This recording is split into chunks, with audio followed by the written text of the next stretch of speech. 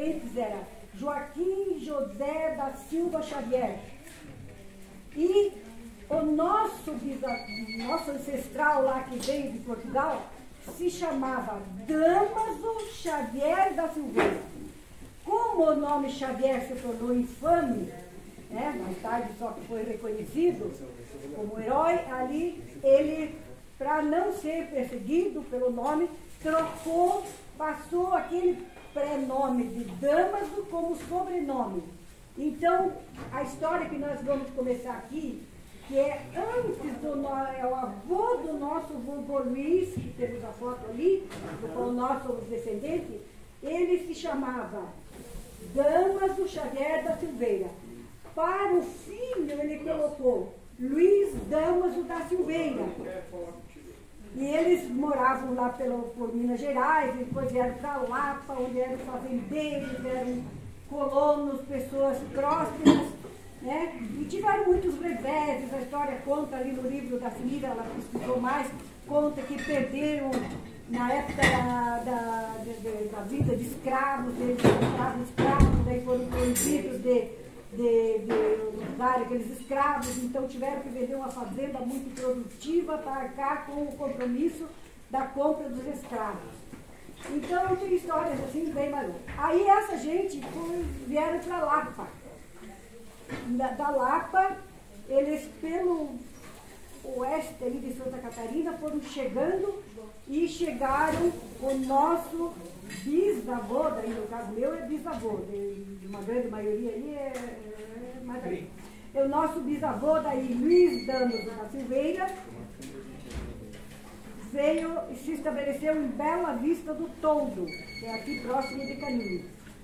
Aí em Bela Vista do Toldo já era a época da Guerra do Contestado, que é uma página aí que tem muita história e controvérsia e coisa, mas que esse nosso bisavô ali ancestral, como ele representava uma liderança comunitária, ele foi vítima dos jagunços,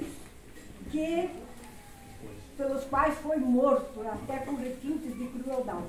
Por que esses revoltosos atacaram essa pessoa que era do bem? Porque ele representava uma autoridade.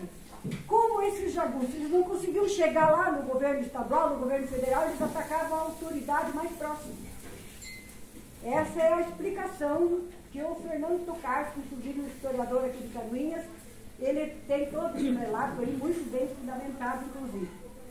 Então consta que esse nosso ancestral sofreu horrores, inclusive eles se vingaram. Por que esses jagunços estavam tão revoltosos? Porque o governo simplesmente concedeu 14 quilômetros de cada lado da ferrovia, e simplesmente doou para aquelas empresas grandes do Lumber e não sei quem mais lá, e desalojou esses colonos, eles ficando de uma hora para outra sem terra. E também que essa empresa Lumber trouxe muita gente do Rio de Janeiro, sem documentos, sem nada, que vieram aqui. Daí, de repente, de uma hora para outra, a estrada parou, a estrada acabou e essa gente ficou sem serviço, sem emprego, sem remuneração. Direitos trabalhistas eram naquela época, né?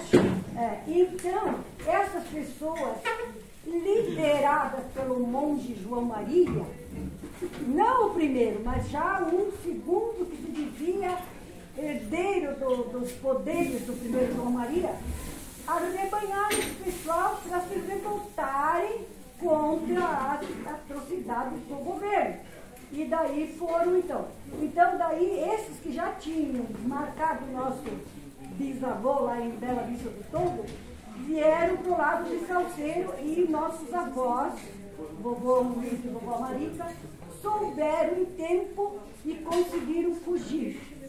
Consta que a nossa vovó, um nenezinho de 17 dias, que no caso era o meu pai, Jair, fugiram primeiro de canoa, certo? Atravessaram o rio, o cavalo nadava, daí do outro lado do rio a cavalo.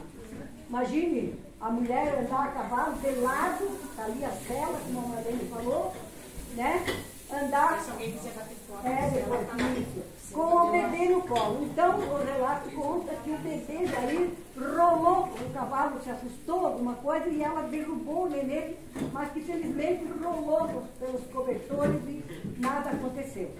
Eles foram daí para a Bela Vista de Mafra, daí, porque tem a Bela Vista do Tombo e a Bela Vista de Mafra, onde ficaram os parentes da vovó Marica, que logo nós vamos falar nela. A vovó Marica tinha os parentes em Bela Vista do Sul, perto de Mafra, e lá eles ficaram de fevereiro a agosto. Então, aí voltaram, quando voltaram à casa, que hoje é essa casa que nós temos lá com muito orgulho, que foi reconstruída pelo nosso avô, Luiz Damos da Silveira, filho, agora. Então, você veja que era Xavier Damos da Silveira, que teve um filho que ficou Luiz Damos da Silveira, e daí o filho deles, Luiz Damos da Silveira, filho, que é o nosso avô. E tem um Luiz Damos da Silveira sobrinho, que viveu aí pelo Salceiro, né? Tem o Salceiro aí, um que viveu. Tá. Então, o nosso avô, Luiz Damos da Silveira filho, aí depois reconstruiu a casa e tal. Mas antes vamos falar um pouquinho então do casamento dele. Ele se casou com Maria Peters, que é a nossa vovó Marica, que é descendente dos alemães que vieram para o Brasil, trazidos na época do D. Pedro I ainda, que mandou emissários para a Europa buscar famílias para povoarem a região, mas tinha que ser famílias de boa índole, corajosos, com princípios muito bons. Então veja o orgulho da nossa descendência aí.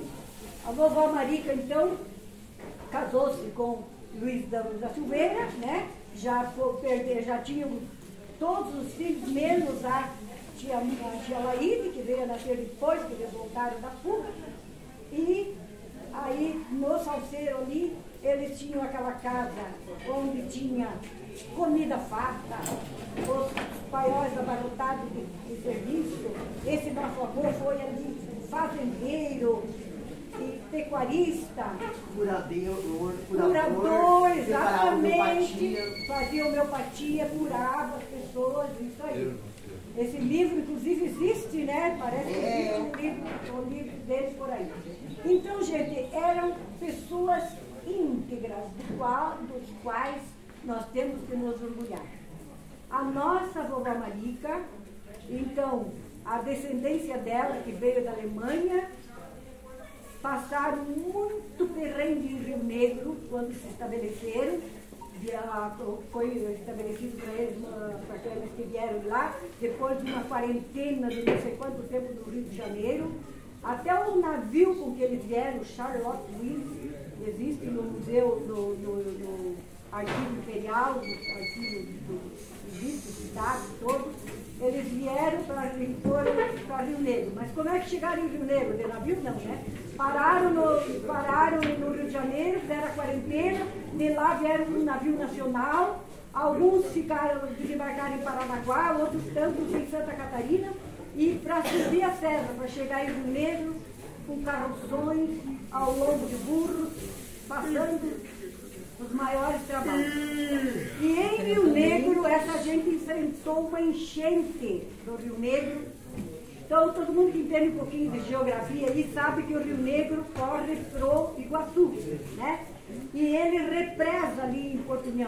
Então, diz que ficaram muito tempo debaixo d'água, no barracão com que eles foram abrigados, encheu de água a parte de baixo, ficando as pessoas tendo que dormir na parte de cima, que era coberta com zinco, passando os maiores. Esses homens, eles eram artesãos, alguns eram, eles não eram do grosseiro. Para sobreviver, tiveram que ir para Lapa trabalhar na construção civil para conseguir uma quarta de trigo para trazer para a família, para moer, para as mulheres fazerem pão.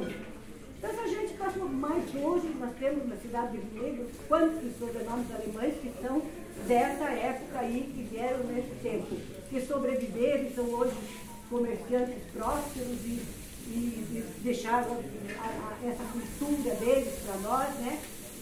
E, então, gente, eu acho que nós temos uma cepa muito boa, da qual nós temos que agradecer, né? Então, agora voltando ao casal aqui, na sua casa, tiveram então toda essa prosperidade, e hoje eles têm essa casa aí que os filhos preservaram. E claro que nós teremos o maior prazer de qualquer hora fazer mais uma visita ali. Por trás da casa passa o rio Canoinhas, que foi caudaloso e hoje, agora, deve estar meio cheio aí, porque deu bastante chuva, mas eu já vi esse rio esses tempos atrás, lá embaixo, que eu fiquei, meu Deus, onde é que está aquele rio? Não pensei que... E matou um primo deles, né, da mãe do... Isso mesmo. Morreu lá, estava descendo a cavalo. Eles atravessavam o rio a cavalo e às vezes atravessavam as pessoas que chegavam do outro lado do rio e gritavam. E os meninos, todos eles, qualquer um deles pegava a canoa e ia lá buscar a pessoa do outro lado. Mas aquele primo consta que foi atravessar a cavalo e o cavalo rodou e de repente viram que ele não chegou e tal, foram descobrir, foram achar lá adiante o cavalo e o cavaleiro mortos, né? Então são essas histórias de família. Eu até escrevi umas coisas aqui, mas eu acho que no fim daí já meio que... A mãe contava, desculpa isso. Não? Quando eles voltaram lá para casa, a mãe contava, disse que a chapa do fogão estava dentro do poço. Exatamente. Jogaram dentro do poço. Isso aí até no livro. Fizeram miséria, né? Fizeram, atacaram, era um desaforo. Mas agora vamos falar um pouquinho do Silveira, né, gente? Afinal de contas, vamos estudar Silveira. Só que desse Silveira não foi feito nada mais aprofundado, mas tem até o brasão da família, que eu acho que ela conseguiu colocar na árvore lá. Agora, a autenticidade disso, não sei, né? Tem mais que isso. Mas, pelos relatos, consta que eram vindos da Península Ibérica, lá dos mouros, lá, árabes, que depois de Portugal vieram para o Brasil, claro que em busca do ouro, dos bandeirantes, como não sei o quê. Afinal, esse Silveira. Na Lapa tem muito Silveira, que são parentes, com muito orgulho do Silveira da Lapa, que são parentes, se dizem nossos parentes. Então, mas em Portugal consta que eles foram atuantes até tendo cargos, ou sendo até, através de casamentos, da família imperial portuguesa. Então, eu acho que, mais uma vez, desse lado também, temos uma boa cepa. Então, eu acho que só nos resta agora agradecer a essa primarada que se esforçou para esse encontro acontecer, mas principalmente para a Solange,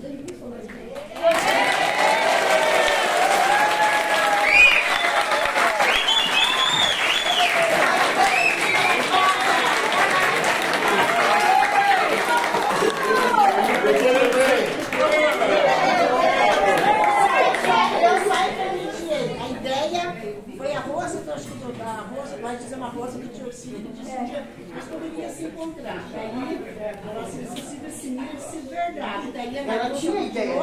E daí ficou. Daí, novembro, daí, dezembro tinha muito compromisso, muita formatura, que o tempo da gente poderia. Daí, janeiro, fevereiro tinha praia.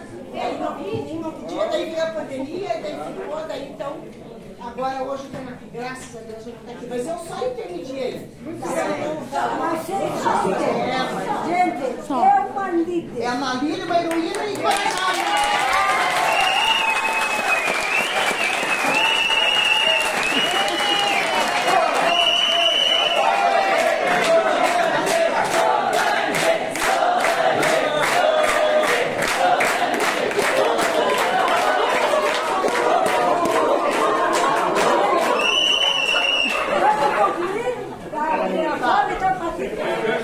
Gente, então vamos lá. Muito obrigada a Deus.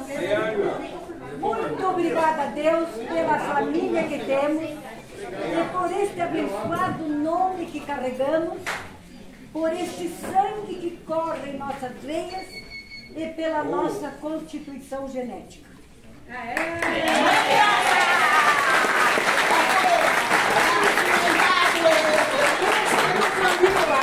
Tem um livro da Simira que é uma relíquia já, porque é edição esgotada, que que nós vamos fazer um sorteio aqui. Gugu, diga o número de 1 a 100. Que número ele disse?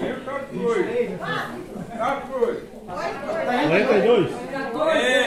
Ele falou 14. O que você entendeu, Solange? Diga o número, só o número.